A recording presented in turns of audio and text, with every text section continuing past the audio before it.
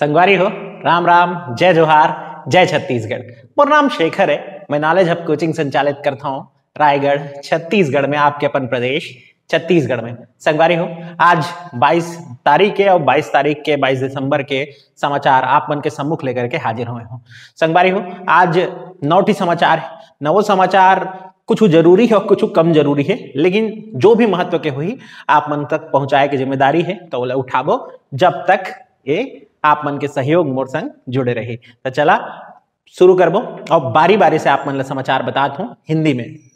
पहला समाचार, मोतीलाल वोरा जी का आज निधन हो गया। इनफैक्ट कल निधन हुआ, आज समाचार ये आया। मोतीलाल वोरा जी कांग्रेस के काफी बहुत जाने माने चेहरे रहे, या यूं कहे कि कांग्रेस का वो चेहरा रहे जो कि साल दर साल कांग्रेस को बचाकर रखने में कामयाब हुआ था। इनका संबंध दुर्ग से रहा है, तो अगर आप दुर्ग से संबंधित रहे हैं तो आपको यह जानना जरूरी है कि इनके बारे में आप क्या क्या और फैक्ट याद रख सकते हैं। तो मोतीलाल वोरा जी के बारे में एक छोटा सा परिचय यहां पर मौजूद है, देखेंगे इनको। 20 दिसंबर 1928 नागौर में इनका जन्म हुआ।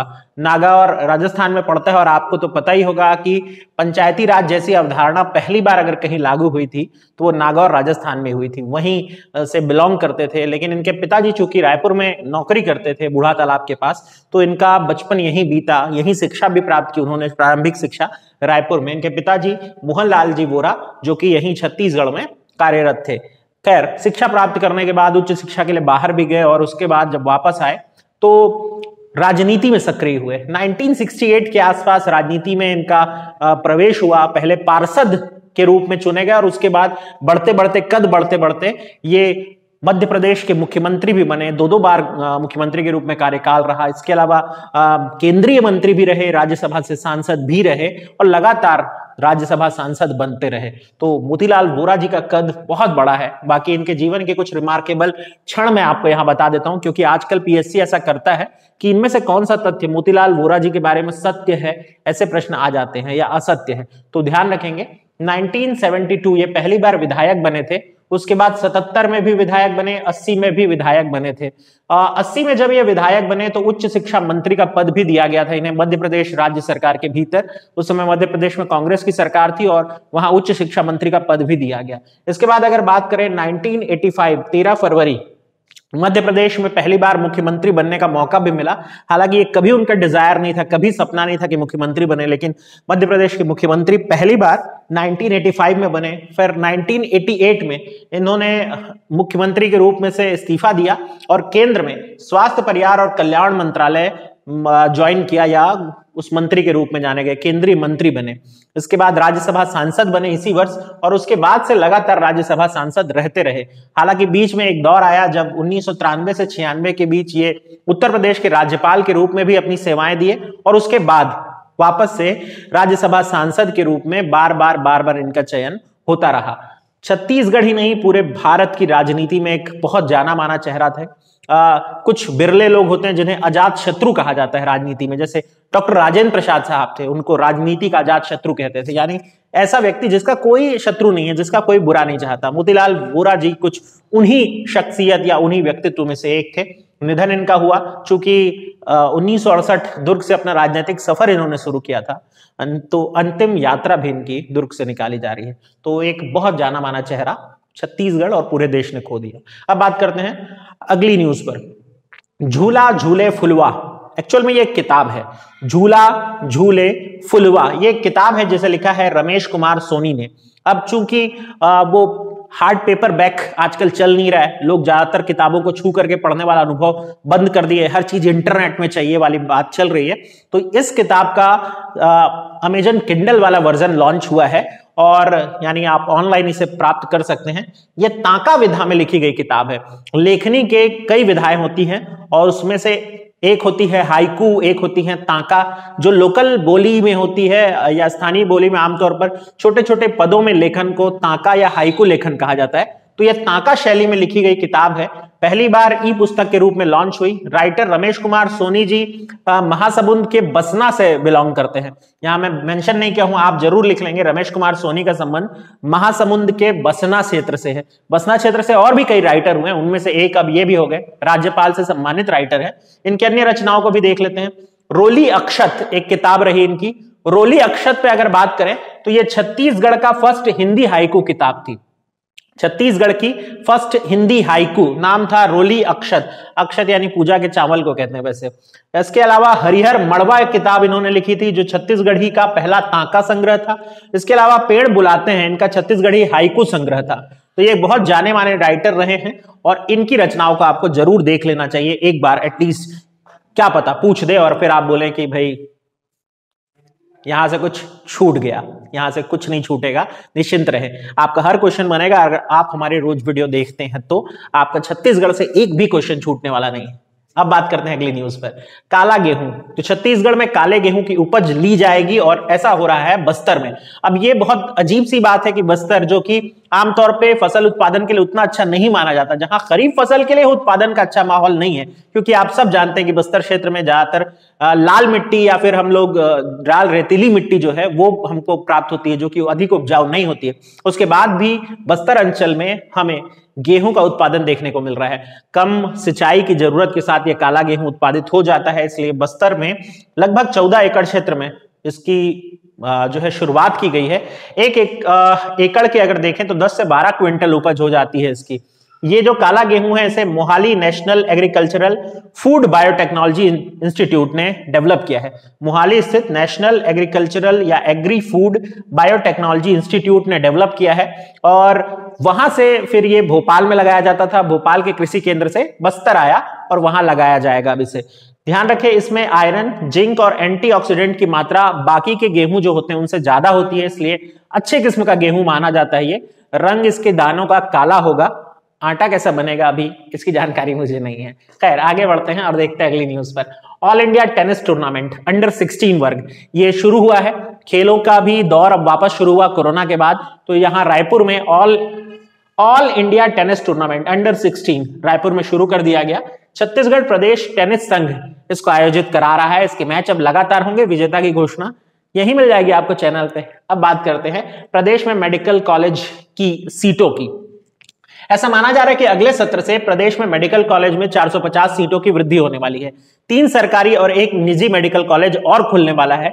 जो 3 मेडिकल सरकारी वाले हैं वो तो पहले से ही घोषित हो चुके हैं और उनमें डीन की नियुक्ति भी हो गई है। अब बस अगले सत्र से उनका शुरू होना बाकी है। और एक जो प्राइवेट खुलेगा वो रायपुर में खुलेगा, ऐसा माना जा रहा है अभी तक। तो जो 3 गवर्नमेंट सेक्टर के हैं वो होंगे महासमुंद, कोरबा और कांकेर में। यहाँ तीनों जगह 100-100 सीट होंगी, यानी 300 सीट ये हो गई।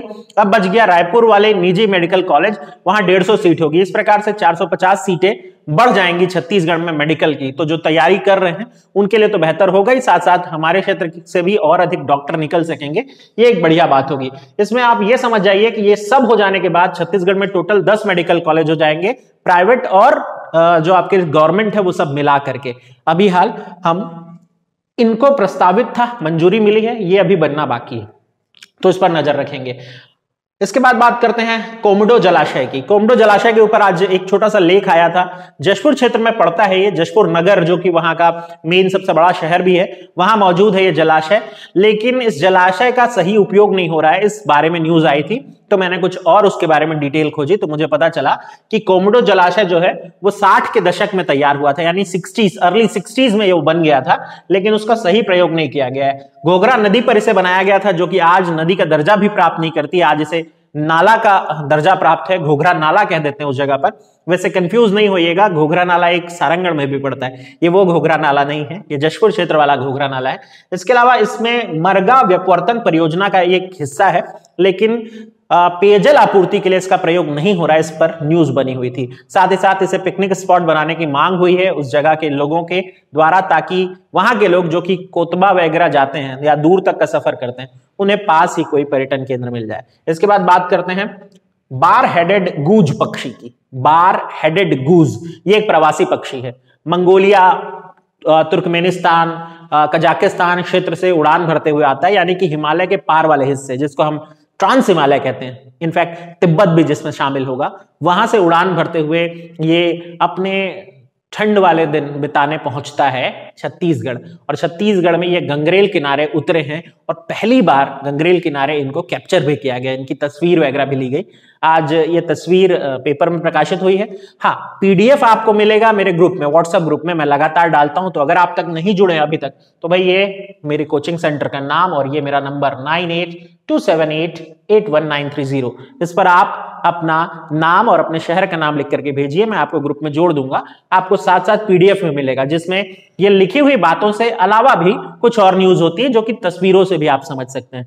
तो ये जो पक्षी है वो उड़ करके आया गंगरेल, और आप सब जानते हैं गंगरेल कहाँ है, धमतरी में स्थित एक जलाशय है, छत्तीसगढ़ का सबसे बड़ा जलाशय माना जाता है। पंडित रविशंकर शुक्ल जी के नाम पर इसका नामकरण भी है। और यहाँ और भी कुछ पक्षी देखे गए, जैसे साउथ ईस्ट एशिया से आया हुआ डॉटर पक्षी, इसके अलावा उत्तर और मध्य एशिया का मर्गसर पक्षी।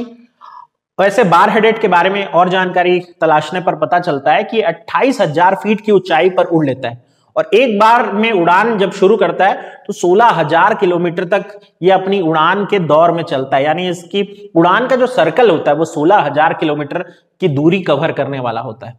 मतलब ये एक इरादे से जब उड़ता है तो वो 16,000 किलोमीटर का सर्कल तय करके अपनी यात्रा पूरी करता है। अब बात करते हैं राजपुरी जलप्रपात की। राजपुरी जलप्रपात जशपुर में है, बगीचा तहसील में पड़ता है।